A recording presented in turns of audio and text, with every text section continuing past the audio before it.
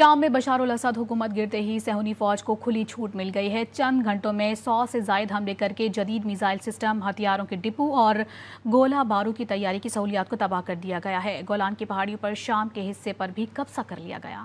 شام میں بشار الاسد کے اقتدار کا خاتمہ، صہیونی فوج کو کھلی چھوٹ مل گئی۔ اسرائیلی فضائیہ نے شام میں 100 سے زائد مقامات کو نشانہ بنایا، جس میں جدید میزائل سسٹم، ہتھیاروں کے ڈپو اور گولہ بارود کی تیاری کی سہولیات شامل ہیں۔ حملے کے نتیجے میں دمشق میں سیکیورٹی ہیڈ کوارٹرز کی عمارتوں میں آگ بھڑک اٹھی۔ اسرائیل نے موقع سے فائدہ اٹھا کر شام کے ساتھ 1974 کا معاہدہ منسوخ کر دیا اور گولان کی پہاڑیوں پر شام کے حصے پر بھی قبضہ کر کے اسے بفر زون میں شامل کر لیا ہے، جبکہ اپنی فوج شام کے شہر قنیطرہ میں داخل کر دی۔ باغی گروپ تحریر الشام سے منسلک کرد جنگجوؤں نے ترکیہ مخالف کردوں کے زیر قبضہ علاقے منبش پر کنٹرول حاصل کر لیا۔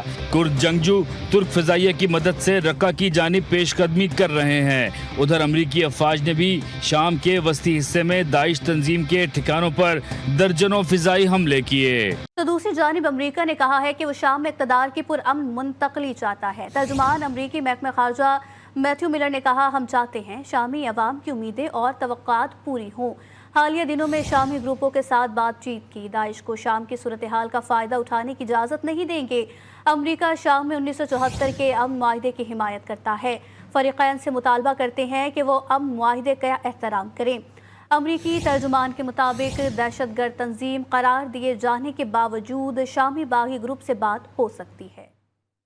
شام میں پھنسے ہوئے پاکستانیوں کے انخلا کا معاملہ۔ شام میں پھنسے پاکستانیوں کے انخلا کے لیے اقدامات شروع کر دیے گئے۔ 48 گھنٹوں میں بیروت ایئرپورٹ سے پاکستانیوں کے لیے خصوصی پرواز چلانے کا فیصلہ کیا گیا ہے۔ عام خبر سے یہاں پر آپ کو اپڈیٹ کیا۔ شام میں پھنسے ہوئے پاکستانیوں کے انخلا کے لیے حکومت پاکستان نے اقدامات کرنے شروع کر دیے ہیں۔ 48 گھنٹوں میں بیروت ایئرپورٹ سے پاکستانیوں کے لیے خصوصی پرواز چلانے کا فیصلہ کیا گیا ہے۔ اسرائیل نے شام کی فوجی طاقت ختم کرنا شروع کر دی۔ بشار الاسد کی معزولی کے بعد سے اسرائیلی فوج کی شام پر مسلسل بمباری جاری ہے۔ کہا جا رہا ہے کہ اسرائیلی تاریخ کے یہ سب سے ہولناک حملے ہیں۔ اسرائیل نے بمباری میں شام کی تمام فوجی تنصیبات تباہ کر دی۔ گزشتہ 24 گھنٹوں میں 150 سے زائد ملٹری ایئر بیسز کو نشانہ بنایا گیا، جبکہ ایئرپورٹس کے اطراف بھی دھماکے کیے گئے ہیں۔ دمشق کا ایک بڑا حصہ اندھیرے میں ڈوب گیا۔ 300 سے زائد اسرائیلی فوجی ٹینکس دمشق پہنچ چکے۔ فسد کے بعد اسرائیل کو کھلی آزادی مل گئی۔ اسرائیلی ایئر فورس نے تاریخ کے تباہ کن حملے کر دیے۔ اسرائیل نے شامی فوج کے 150 سے زائد مقامات کو نشانہ بنایا۔ شامی فوج کے درجنوں ٹھکانے تباہ کر دیے۔ تقریباً تمام فوجی طیارے، جنگی radar, air defence system, ballistic missile کے ذخائر، روسی دفاعی سسٹم اور ایرانی ڈرون بنانے والے کارخانے تباہ ہو چکے ہیں۔ کہا جا رہا ہے کہ 1973 کے بعد سے اسرائیل کی یہ شدید بمباری ہے۔ اسرائیلی فوج نے دمشق میں ایئرپورٹس کو نشانہ بنایا۔ 2 شہریوں کے مرنے کی اطلاع ہے۔ ایک بڑا حصہ اندھیرے میں ڈوب چکا ہے۔ بندرگاہوں کو بھی نہ چھوڑا۔ لتاکیہ کے قریب دھماکے کیے گئے۔ کسی جانی نقصان کی اطلاع نہیں ملی۔ دوسری جانب قطر، عراق اور سعودی عرب نے اسرائیلی حملوں کی شدید مذمت کی ہے اور عالمی برادری سے اسرائیلی حملے روکنے کی اپیل کی ہے۔ دہشت گردوں کے ہاتھوں اسلحہ نہ لگ جائے، اس لیے شام پر حملے کر رہے ہیں۔ اسرائیل کی عجیب منطق، حملے بڑھانے کا اعلان کر دیا۔ اسرائیل کے وزیر خارجہ کا کہنا ہے کہ شام میں کیمیائی ہتھیاروں کے بھی سراغ ملے ہیں۔ جب تک اپنا ہدف حاصل نہیں کر لیں گے، شام پر حملے جاری رکھیں گے۔ دوسری جانب اسرائیلی وزیر جنگ کا کہنا ہے کہ آنے والے دنوں میں شام کی اہم تنصیبات کو ہوائی حملوں سے نشانہ بنانے کا سلسلہ تیز کریں گے۔ پاکستان نے شام کے خلاف اسرائیلی جارحیت کی شدید مذمت کی ہے۔ ترجمان دفتر خارجہ نے کہا کہ شام کی علاقائی سلامتی اور خود مختاری پر حملہ بین الاقوامی قوانین کی سنگین خلاف ورزی ہے۔ اسرائیل کے اشتعال انگیز اقدامات پہلے سے غیر مستحکم خطے میں مزید اشتعال انگیزی کا باعث ہیں۔ پاکستان شام کی خود مختاری اور علاقائی سلامتی کی بھرپور حمایت کرتا ہے۔ پاکستان اسرائیل کے شامی سرزمین پر بزور قوت قبضے کو مسترد کرتا ہے۔ شام میں نئی حکومت کے قیام کے لیے کوششیں شروع ہو گئی ہیں۔ محمد البشیر کو عبوری حکومت کا سربراہ بنائے جانے کا امکان ہے۔ شامی وزیر اعظم محمد غازی الجلالی نے کہا ہے کہ تمام وزراء اقتدار کی فوری منتقلی کے لیے کام کر رہے ہیں۔ ترکیہ نے کہا ہے کہ نئی حکومت میں تمام دھڑوں کو شامل ہونا چاہیے۔ ایرانی وزیر خارجہ عباس اراغچی نے کہا ہے کہ شام نے ایران سے مدد نہیں مانگی۔ شام کی عدم شمولیت کے باوجود مزاحمت جاری رہے گی۔ शाम में नई हुकूमत के क़याम के लिए कोशिशें शुरू, बाकी ग्रुप्स तुर्किया, ईरान और रूस सरगर्म। शाम के वज़ीर आज़म मोहम्मद गाजी अल जलाली का कहना है कि काबीना के ज़्यादातर वज़रा अब भी दमिश्क में काम कर रहे हैं ताकि सदर बशार उल असद के खात्मे के बाद फौरी और हमवार मुंतकली को यकीनी बनाया जा सके। अरब मीडिया ने मोहम्मद अल बशीर को उबूरी हुकूमत का सरबराह बनाए जाने का इम्कान जाहिर किया है। अल बशीर का ताल्लुक अदलब सूबे से है। तुर्क वज़ीर ख़ारजा हाकान फेदान ने कहा है कि नई हुकूमत में तमाम धड़ों को शामिल होना चाहिए। शामी अवाम अज खुद मुल्क की तामीर नौ करने की पोजीशन में नहीं है और बैनुल अक़वामी और इलाकाई ताकतों को दानाई से काम लेना और मुल्क की इलाकाई सालमियत को बचाना होगा। ईरानी वज़ीर ख़ारजा अब्बास इराक़ची ने कहा है कि शाम ने ईरान से मदद नहीं मांगी। शाम की अदम शमूलियत के बावजूद मज़ाहमत जारी रहेगी। जमानत मिली है कि ईरान के सिफारत खाने और कौंसिल खाने की हिफाजत की जाएगी और इससे भी अहम बात यह है कि सैयदा ज़ैनब सलामुल्लाह अलैहा और बीबी सकीना सलामुल्लाह अलैहा के मज़ारात का तहफ़्फ़ुज़ और एहतराम किया जाए। रूस का तर्जुमान क्रेमलिन ने कहा है कि वो शाम की सूरत हाल पर अंकारा और दीगर इलाकाई खिलाड़ियों के साथ मुसलसल राब्ते में हैं। शाम में अड्डों के मुस्तक़बिल पर बात करना क़ब्ल अज़ वक्त है। शाम की बागी फौज ने मुख्तलिफ इलाकों में कार्रवाइयाँ बढ़ा दी। बागियों ने शुमाली शाम के इलाके का कब्जा वापस ले लिया। ये इलाका अमरीकी हिमायत याफ्ता ग्रुप के ज़ेरे कब्जा था। अब बारूदी सुरंगों का सुराग लगाया जा रहा है ताकि इलाके को मुकम्मल तौर पर महफूज बना लिया जाए। बागियों ने दमिश्क की सदनाया जेल पर भी तसल्लुत हासिल कर लिया। इस जेल से तमाम कैदियों को रिहा कर दिया गया है। सदनाया जेल को खतरनाक तरीन जेल समझा जाता है। जेल में खुफिया तहखाने बने हुए हैं जहां तक रसाई के लिए ऑपरेशन किया जा रहा है। लोगों की बड़ी तादाद इस जेल के बाहर जमा है। जेल में मौजूद दस्तावेजात भी तलाश की जा रही हैं जिसके जरिए कैदियों के रिकॉर्ड्स का पता लगाया जा रहा है। इजराइल ने शाम पर तारीख के सबसे तबाहकुन हमले करके अस्करी क़ुव्वत मलिया मेट कर दी। इजरायली फ़ज़ाइया ने 48 घंटों में 310 हमले करके फ़ौजी तनसीबात, एयरबेस, असलहे के गोदाम, मिज़ाइल साज फैक्ट्रियाँ और बहरी जहाज़ों को तबाह कर दिया। इजरायली फ़ौज दमिश्क के 20 किलोमीटर दूर तक पहुँच गई है। अमरीका और बरतानिया ने शाम पर हमलों को इजराइल का दिफाई हक करार दे दिया है। तुर्की ने कहा है कि शाम पर हमले इसराइल की गासिबाना ज़हनियत के अक्कास हैं। शामी वज़ीर आज़म ने बागी लीडर मोहम्मद अल बशीर को निगरां हुकूमत का सरबराह मुकर्रर कर दिया। शाम पर इसराइल के तारीखी और तबाहकुन हमले बहरी और फ़ज़ाई कुव्वत को मलिया मेट कर दिया। बशार उल असद हुकूमत गिरते ही सहूनी फौज शाम पर टूट पड़ी। 48 घंटों में इसराइली फ़ज़ाइया ने दमिश्क, दीर अल ज़ोर, हमा, हमस, हस्का, हलब और लताकिया समेत शाम के चप्पे चप्पे को निशाना बनाया। एयरबेस, रेडार, फौजी सिग्नल स्टेशंस और हथियारों और गोला बारूद के कई ज़खायर तबाह कर दिए। हमले में 180 जंगी तैयारे और हेलीकॉप्टर नाकारा बना दिए। मिसाइल दागकर जंगी जहाज भी डुबो दिए। इसराइली फौज ने बफर जोन के बाद दमिश्क के जुनूब में कई देहात पर कब्जा कर लिया। इसराइली टैंक अब शाम के दारुल हुकूमत के मज़ाफ़ात से 20 किलोमीटर के फासले पर खड़े हैं। बरतानवी वज़ीर ख़ारजा डेविड लेमी ने कहा है कि शाम में दाइश और अलकायदा की मौजूदगी के सबब इसराइल के खदशात दुरुस्त हैं। अमरीका ने भी इसराइली हमलों की हिमायत कर दी। तुर्क सदर तैयब अर्दवान ने कहा है कि शाम पर हमले इसराइल की गासिबाना ज़हनियत की अक्कास हैं। शाम के वज़ीर आज़म मोहम्मद अल जलाली ने हियत तहरीर और शाम के ओहदेदार मोहम्मद अल बशीर को निगरां हुकूमत का सरबराह मुकर्रर कर दिया है। मोहम्मद अल बशीर ने टीवी पर खिताब में कहा कि उन्हें 1 मार्च 2025 तक उबूरी हुकूमत बनाने का इख्तियार दिया गया है। किसी ने सच ही कहा है कि इक़्तिदार फूलों की सेज नहीं होती। शाम के माज़ूल सदर बशार अल असद के लिए मिसल बिल्कुल दुरुस्त साबित हुई है। अपने 25 साला दौरे इक़्तिदार में उन्होंने एक दिन भी सुकून का नहीं देखा। मगरबी मुल्कों की मुदाखलत, खाना जंगी और मईशत की तबाही जैसे चैलेंजेस ने उनका इक़्तिदार ख़त्म करके रख दिया। बिल्कुल, बशार अल असद के दौरे इक़्तिदार में क्या क्या हुआ, GTV ने यह खुसूसी रिपोर्ट तैयार की है, आप भी देखिए।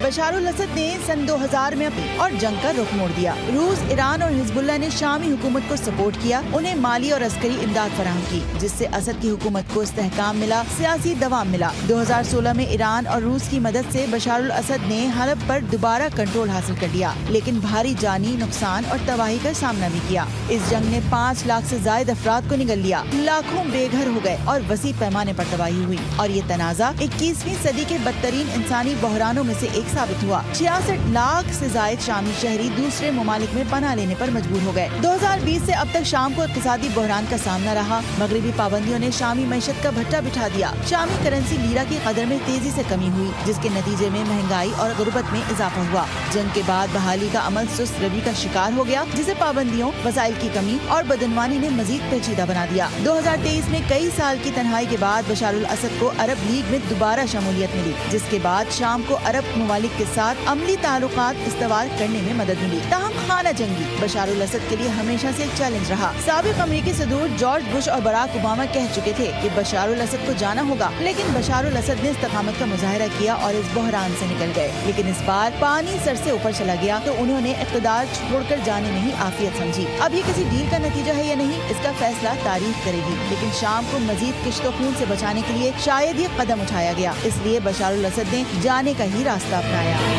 शाम में बशार अल असद हुकूमत गिरते ही सहूनी फौज को खुली छूट मिल गई है। चंद घंटों में 100 से जायद हमले करके जदीद मिसाइल सिस्टम, हथियारों के डिपो और गोला बारूद की तैयारी की सहूलियात को तबाह कर दिया गया है। गोलान की पहाड़ियों पर शाम के हिस्से पर भी कब्जा कर लिया गया।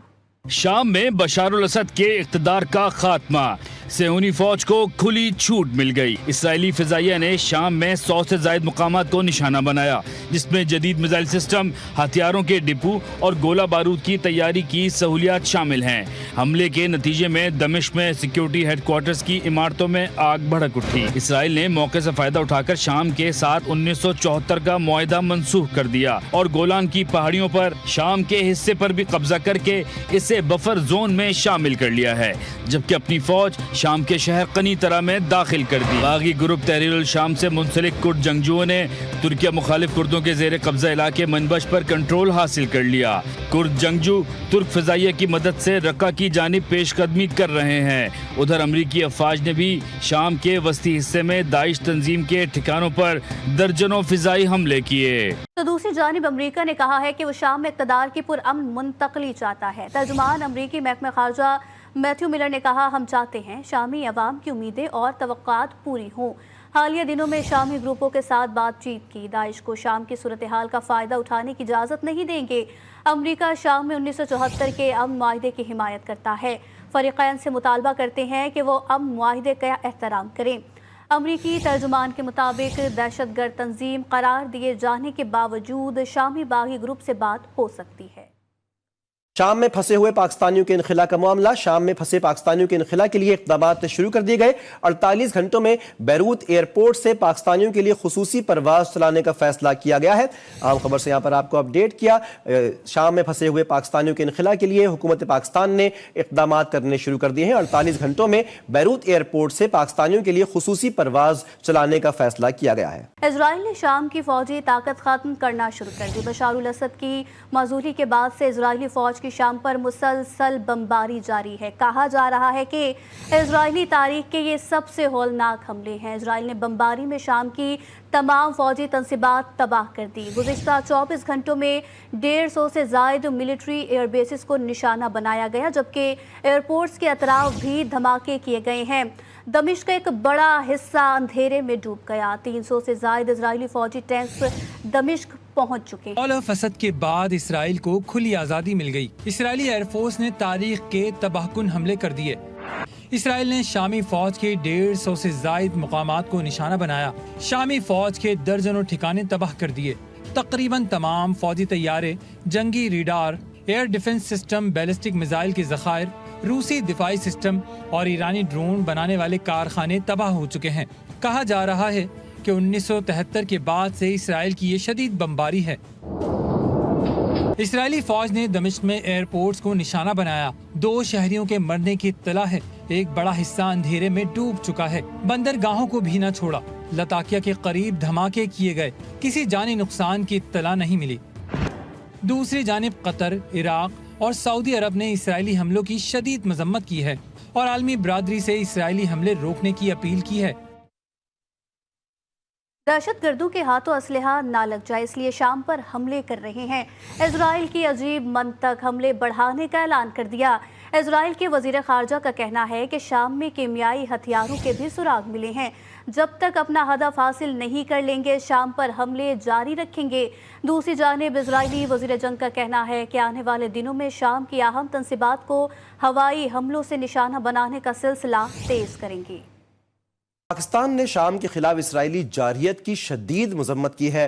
ترجمان دفتر خارجہ نے کہا کہ شام کی علاقائی سلامتی اور خود مختاری پر حملہ بین الاقوامی قوانین کی سنگین خلاف ورزی ہے۔ اسرائیل کے اشتعال انگیز اقدامات پہلے سے غیر مستحکم خطے میں مزید اشتعال انگیزی کا باعث ہیں۔ پاکستان شام کی خود مختاری اور علاقائی سلامتی کی بھرپور حمایت کرتا ہے۔ پاکستان اسرائیل کے شامی سرزمین پر بزور قوت قبضے کو مسترد کرتا ہے۔ شام میں نئی حکومت کے قیام کے لیے کوششیں شروع ہو گئی ہیں۔ محمد البشیر کو عبوری حکومت کا سربراہ بنائے جانے کا امکان ہے۔ شامی وزیر اعظم محمد غازی الجلالی نے کہا ہے کہ تمام وزراء اقتدار کی فوری منتقلی کے لیے کام کر رہے ہیں۔ ترکیہ نے کہا ہے کہ نئی حکومت میں تمام دھڑوں کو شامل ہونا چاہیے۔ ایرانی وزیر خارجہ عباس عراقچی نے کہا ہے کہ شام نے ایران سے مدد نہیں مانگی، شام کی عدم شمولیت کے باوجود مزاحمت جاری رہے گی۔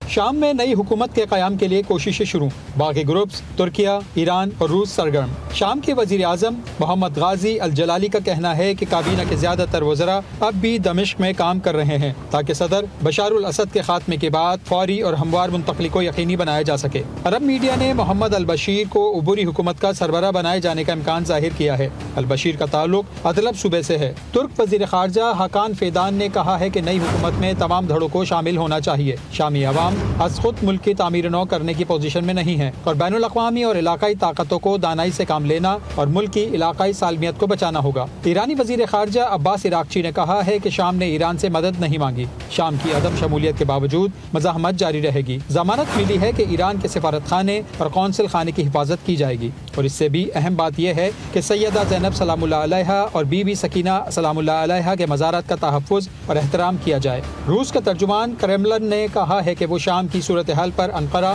اور دیگر علاقائی کھلاڑیوں کے ساتھ مسلسل رابطے میں ہیں۔ شام میں اڈوں کے مستقبل پر بات کرنا قبل از وقت ہے۔ شام کی باغی فوج نے مختلف علاقوں میں کارروائیاں بڑھا دی۔ باغیوں نے شمالی شام کے علاقے کا قبضہ واپس لے لیا۔ یہ علاقہ امریکی حمایت یافتہ گروپ کے زیر قبضہ تھا۔ اب بارودی سرنگوں کا سراغ لگایا جا رہا ہے تاکہ علاقے کو مکمل طور پر محفوظ بنا لیا جائے۔ باغیوں نے دمشقی سدنائیہ جیل پر بھی تسلط حاصل کر لیا۔ اس جیل سے تمام قیدیوں کو رہا کر دیا گیا ہے۔ سدنائیہ جیل کو خطرناک ترین جیل سمجھا جاتا ہے۔ جیل میں خفیہ تہخانے بنے ہوئے ہیں جہاں تک رسائی کے لیے آپریشن کیا جا رہا ہے۔ لوگوں کی بڑی تعداد اس جیل کے باہر جمع ہے۔ جیل میں موجود دستاویزات بھی تلاش کی جا رہی ہیں جس کے ذریعے قیدیوں کے ریکارڈز کا پتہ لگایا جا رہا ہے۔ اسرائیل نے شام پر تاریخ کے سب سے تباہ کن حملے کر کے عسکری قوت ملیہ میٹ کر دی۔ اسرائیلی فضائیہ نے 48 گھنٹوں میں 310 حملے کر کے فوجی تنصیبات، ایئر بیس، اسلحے کے گودام، میزائل ساز فیکٹریاں اور بحری جہازوں کو تباہ کر دیا۔ اسرائیلی فوج دمشق کے 20 کلومیٹر دور تک پہنچ گئی ہے۔ امریکہ اور برطانیہ نے شام پر حملوں کو اسرائیل کا دفاعی حق قرار دے دیا ہے۔ ترکی نے کہا ہے کہ شام پر حملے اسرائیل کی غاصبانہ ذہنیت کے عکاس ہیں۔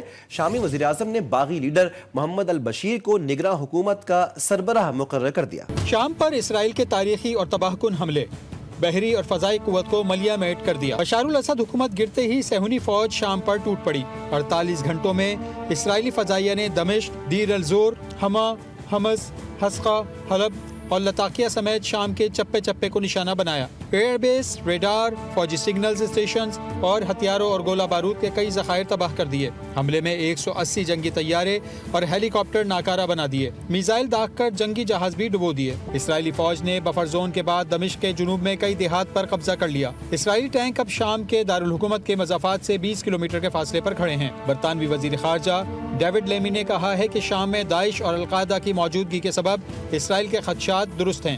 امریکہ نے بھی اسرائیلی حملوں کی حمایت کر دی۔ ترک صدر طیب اردوان نے کہا ہے کہ شام پر حملے اسرائیل کی غاصبانہ ذہنیت کی عکاس ہیں۔ شام کے وزیر اعظم محمد الجلالی نے ہیئت تحریر الشام کے عہدیدار محمد البشیر کو نگراں حکومت کا سربراہ مقرر کر دیا ہے۔ محمد البشیر نے ٹی وی پر خطاب میں کہا کہ انہیں 1 مارچ 2025 تک عبوری حکومت بنانے کا اختیار دیا گیا ہے۔ کسی نے سچ ہی کہا ہے کہ اقتدار پھولوں کی سیج نہیں ہوتی۔ شام کے معزول صدر بشار الاسد کے لیے مثل بالکل درست ثابت ہوئی ہے۔ اپنے 25 سالہ دور اقتدار میں انہوں نے ایک دن بھی سکون کا نہیں دیکھا۔ مغربی ملکوں کی مداخلت، خانہ جنگی اور معیشت کی تباہی جیسے چیلنجز نے ان کا اقتدار ختم کر کے رکھ دیا۔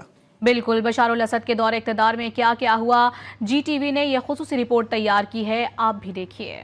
बशार अल असद ने सन 2000 में अपनी और जंग का रुख मोड़ दिया। रूस, ईरान और हिजबुल्लाह ने शामी हुकूमत को सपोर्ट किया, उन्हें माली और अस्करी इमदाद फराहम की, जिससे असद की हुकूमत को इस्तेहकाम मिला, सियासी दवाम मिला। 2016 में ईरान और रूस की मदद से बशार अल असद ने हलब पर दोबारा कंट्रोल हासिल कर लिया, लेकिन भारी जानी नुकसान और तबाही का सामना भी किया। इस जंग ने 5 लाख से ज्यादा अफराद को निगल लिया, लाखों बेघर हो गए और वसी पैमाने पर तबाही हुई। और ये तनाजा 21वीं सदी के बदतरीन इंसानी बहरानों में से एक साबित हुआ। 66 लाख से ज्यादा शामी शहरी दूसरे ममालिक में पनाह लेने पर मजबूर हो गए। 2020 से अब तक शाम को इक़्तिसादी बहरान का सामना रहा। मगरबी पाबंदियों ने शामी मईशत का भट्टा बिठा दिया। शामी करेंसी लीरा की कदर में तेजी से कमी हुई, जिसके नतीजे में महंगाई और गुर्बत में इजाफा हुआ। जंग के बाद बहाली का अमल सुस्त रवि का शिकार हो गया, जिसे पाबंदियों, वसाइल की कमी और बदनवानी ने मजीद पेचीदा बना दिया। 2023 में कई साल की तन्हाई के बाद बशार अल असद को अरब लीग में दोबारा शमूलियत मिली, जिसके बाद शाम को अरब ममालिक के साथ अमली ताल्लुकात इस्तवार करने में मदद मिली। ताहम खाना जंगी बशार अल असद के लिए हमेशा से एक चैलेंज रहा। साबिक अमरीकी सदूर जॉर्ज बुश और बराक ओबामा कह चुके थे कि बशार अल असद को जाना होगा, लेकिन बशार अल असद ने इस्तकामत का मुजाहिरा किया और इस बहरान से निकल गए। लेकिन इस बार पानी सर से ऊपर चला गया तो उन्होंने इक़्तिदार छोड़कर जाने में ही आफियत समझी। अब ये किसी डील का नतीजा है या नहीं, इसका फैसला तारीख करेगी, लेकिन शाम को मजीद किश्तो खून से बचाने के लिए शायद ये कदम उठाया गया। इसलिए बशार अल असद ने जाने का ही रास्ता अपनाया।